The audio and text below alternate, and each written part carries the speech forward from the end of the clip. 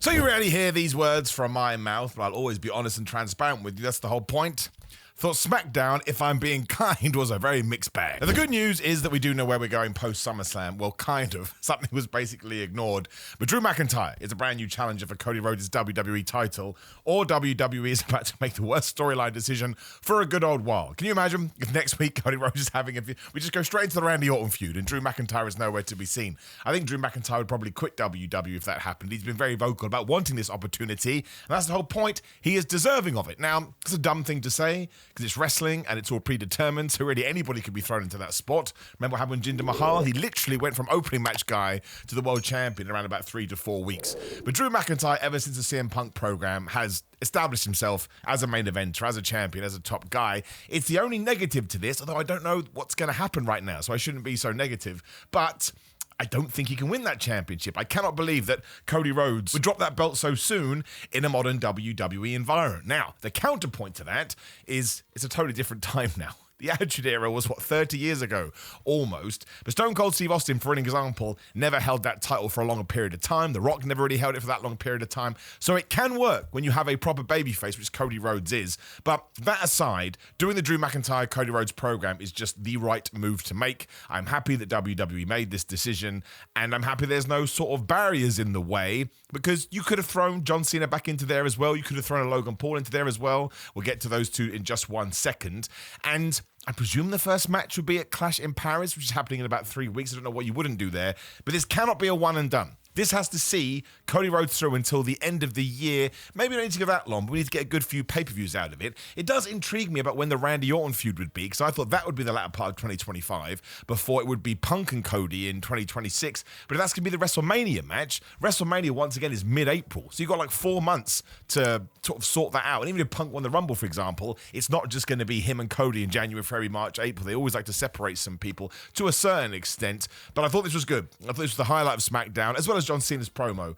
But Drew just should be getting a title match. And if there is a way he can win the belt, even for, well, no, you can't. This is the thing. I interrupt myself as I always do. You cannot have Drew have another short title reign. Cody can get away with it. But Drew held it for, 5 minutes and 37 seconds. And of course, Punk held it for 5 minutes and 12 seconds, whatever the flipping time was. So that should be something we lean on too. You cannot do it to Drew again. I understand he's a heel. I mean, if you think you have the balls to do it and you can be so creative, then why not? But I think you'd be asking a lot of the fans, and that's not what you want to do. Sometimes just give people what they want. But I'm intrigued to see where it's going to go, which is the most important thing. And of course, it tied into the main event, which was John Cena and Cody Rhodes, who are just friends now. Nah, don't worry about everything we did do. Taking on Logan Paul and Drew McIntyre, and that was nice. We've established them as a tag team, and why, man, bless Jelly Roll for losing at SummerSlam, because it justified this even more. I did not like the disqualification finish, which is one of the reasons I sort of raised an eyebrow through a lot of this episode of SmackDown, because everything was just, we don't get any clean winners anymore. It just doesn't happen. And I love shenanigans, right? I love goofy wrestling for life. But when you push it as much as WWE is pushing it right now with interference and distractions and confusion every single match, you come to expect it. So the main event started and I didn't get into anything. I mean, I enjoyed it for what it was, but I was like, well, I understand that someone's going to use a weapon, or there's going to be a big schmoz and it's just going to get called off, or there'll be a DQ or do a count out. That, in my opinion, and again, who am I? Just one random guy that's very blessed to have somewhat of an audience, doesn't think that that should be the MO when it comes to pro wrestling. It's great that we can add those things in there, but I think really 90% of the time you want to expect someone's coming out with a win and someone's going to come out with a loss, and how is that going to affect everybody going forward? And throughout all of this, like even in the Chelsea Green versus Charlotte Flair match, you had the Secret Hervis running around. And then in the tag match at the start, the MFTs taking on the Motor City Machine Guns, you had the MFTs running around. And there was another match as well, which I'm sure we'll talk about in just 1 second. And then yes, I get worn out by it, because ding, ding, ding, right, it's going to be 5 minutes if someone runs in, it's going to be 7 minutes, it's going to be 8 minutes.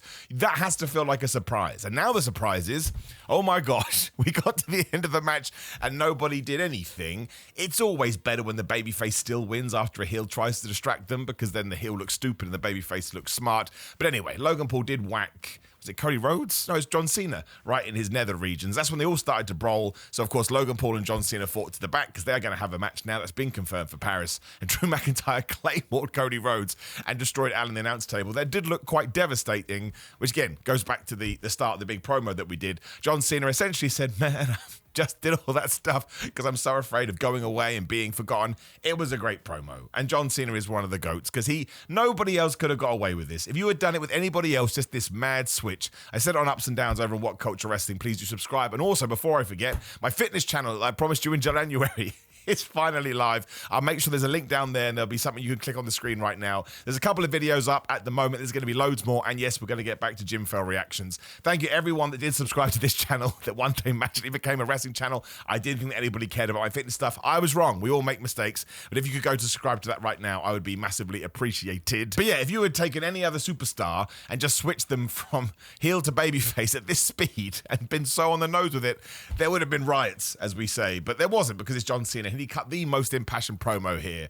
It was a shame that the only thing we got with Brock Lesnar was John Cena going, well, I guess eventually I had to fight Brock and I'm scared, but I'll still take him on. Done. Move on. I'm sorry. This Brock Lesnar thing has not been thought out at all. It was done, in my opinion, just to have a moment because apparently we have to have moments at the end of big shows, even though the moment would have been John Cena in his last SummerSlam losing the WWE Championship. But what do I know? We still have no answers about Brock Lesnar, which makes it even more confusing. That was not good. You live in a creative environment. I think we could come up with anything. And that's when Logan Paul just comes out and we just veer off in that direction too. Now, awesome for me, because this bald idiot predicted that it would be Logan Paul versus John Cena in his first babyface match, because it was never going to happen anyway, because people love this guy. Ain't nobody cheering Logan Paul over John Cena. It's just not going to happen. And you see, even on his Impulsive podcast, that's what it's called, you see sort of real smart people in the game saying, oh man, you're going to be heel for ages and eventually you're going to go babyface.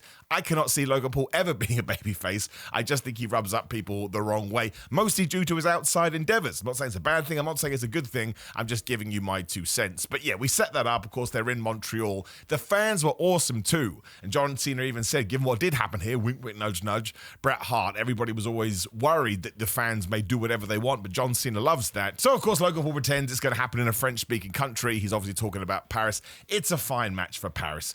My thing is, I don't want John Cena to lose to Brock Lesnar. I do not want John Cena to lose to Logan Paul. And I'm worried he's going to lose to both. Right? But we'll have to wait and see with that one as I continue to use my brand new catchphrase, but it is wait and see. It was a good promo. Drew McIntyre attacks John Cena. Cody Rhodes makes the save. And then all of a sudden we have our main event, which actually was another bugbear of mine. Maybe I just didn't have enough sleep last night. Maybe you don't care. But I think even with a good 8 hours, I would still get annoyed by this. 3 matches, and maybe there was a fourth too, were randomly made up. Like the main event was randomly made up by John Cena. Then Charlotte Flair versus Chelsea Green was randomly made up by Nick Aldis, who walked out after Chelsea Green had interrupted Charlotte's and Alexa's gift-giving ceremony, because it is Alexa Bliss's birthday, I believe, this weekend. So happy birthday to her. And of course, we then did the exact same thing with Sami Zayn versus Solo Sikoa. And Sami Zayn won that match. So now surely he is going to go after the US title, I would guess, in Paris. That makes sense too, because Sami Zayn will be super over there.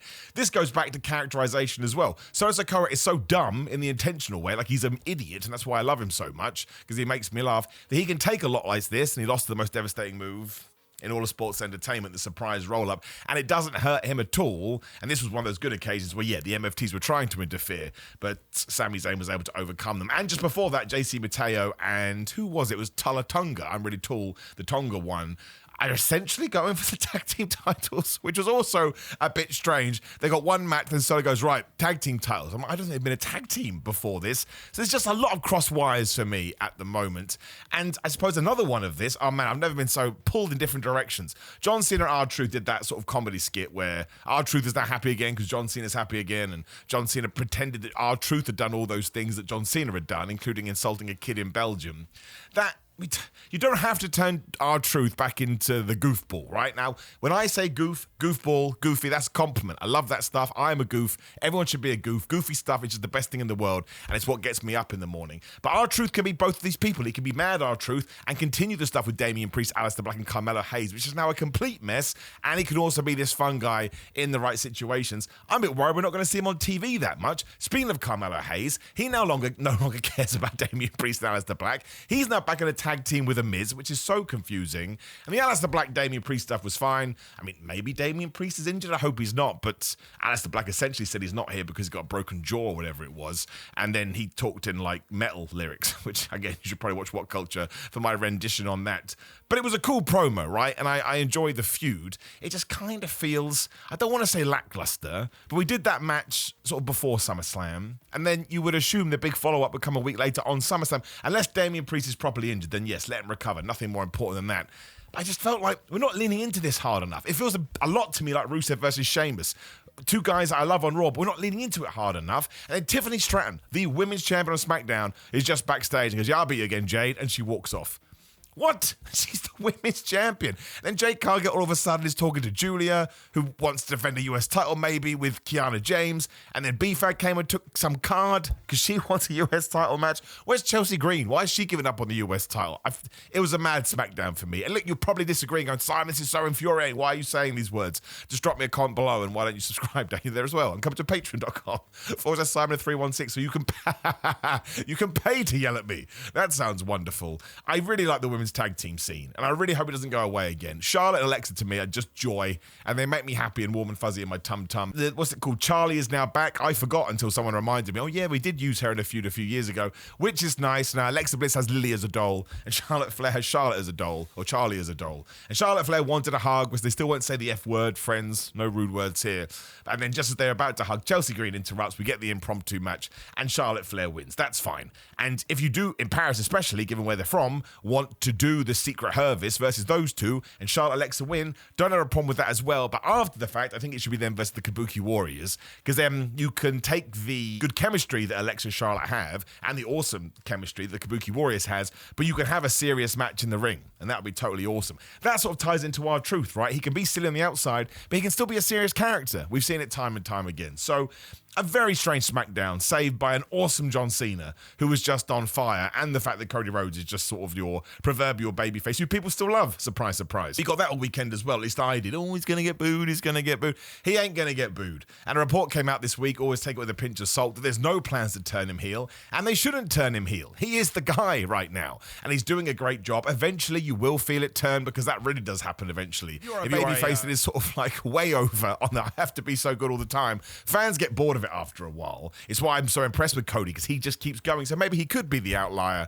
But yes, without those two, although Drew and Logan Paul, I mean, you know my feelings on Logan Paul, but he's doing great right now. I hope he actually sticks around, because I think the more he is on television, the better he's going to get. And he does get this, right? Even his promo was, I mean, it was stereotypical wrestler promo, but he gets heat and he rolls people up, and that's his job. And Drew McIntyre, as we've already talked about, is just the man. But like, where was Randy Orton and where was Jacob Fatu? I don't mind these people not being on the show. That's fine. But you have to mention them. It's like Poochie from The Simpsons. Oh, Jacob Fatu is so mad, even though he whooped everyone's butt in the steel cage, but he lost, man. So he's out in the mountains training with the Street Fighter guys. Or, I don't know, Randy Orton is helping Jelly Roll, who has a broken neck. Just make something up. But not to reference people when they were really significant on SummerSlam. I don't know. It just makes it for confusing television, especially because a lot of these skits were just throwing these things out there. I'm like, why has that come?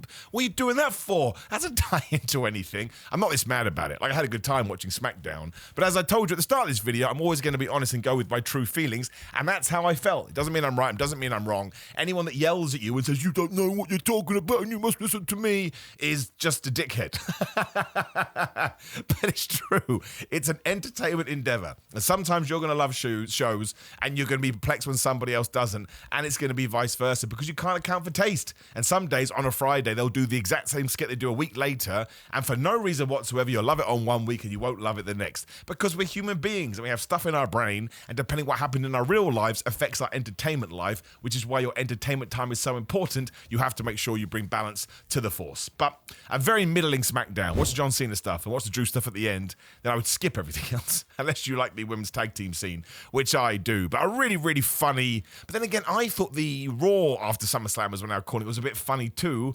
Maybe it's me. Maybe WWE and I have fallen out a little bit and we need to make up and go have some coffee, which I'm happy to do. But again, if I have gone totally insane, drop me a comment below and let me know what you think about all this. Like the video, share the video, please do subscribe, hit the notification bell, and click the video on the screen for my thoughts about professional wrestling over the last week or so. Otherwise, yes, Simon Miller Fitness. You can find it. There'll be a link down there. If you're into your fitness, these are going to be nice, easy, relaxed videos that remind you that working out should be fun and doesn't have to be the be-all and end-all. If you want to be a competitive bodybuilder, it's not for you. But if you're just trying to get in shape, that's what we do, man. We remember that this isn't the be-all and end-all. I may have just said that and repeated myself. That's not the point. Patreon, we have talked about grillermind.com/Simon. You can Simon to get 10% off. These are the best supplements in the ship worldwide. Simon316 if you want to follow me on social media. And it's Simon Miller on Cameo, Simon J. Miller on TikTok, and Pro Wrestling Tees and Big Cartel for merchandise. Way too much promotion there, but what are you going to do? Call the Ghostbusters, and I'll speak to you soon.